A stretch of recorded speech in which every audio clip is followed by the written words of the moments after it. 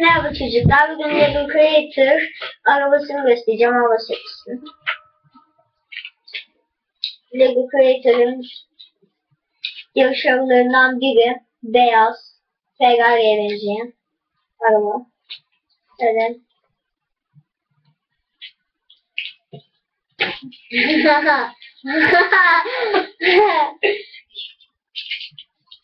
Bu eski dönemlerdeki yarış arabalarından biri.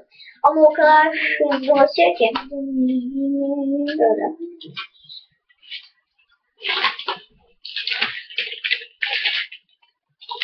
Şimdiki yaptığım çekici. Bu da Lego Creator'ın çekicilerinden biri. Uçandır.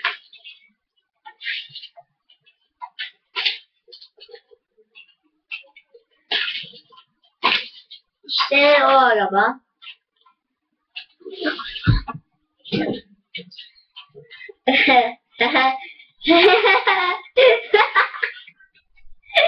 Çekicisi.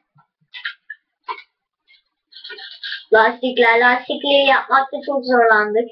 En kolay iş ama biz bulamadık. Ön, arka. Aslında arka ile ön aynı renk olacaktı ama ön böyle daha iyi oluyor ve bulamadık.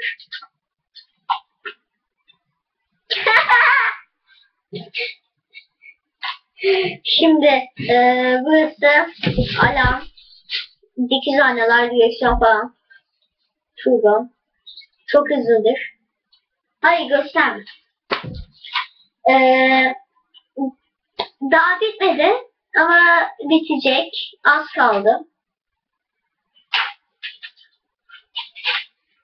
Size bir şey göstereceğim. Ha. Ne oldu? Dur. Şuradaki ya şimdi böyle gösteriyor ya. Aslan değil ki. Şuna bakın. Ağzı açık yaprak yemeye yakın.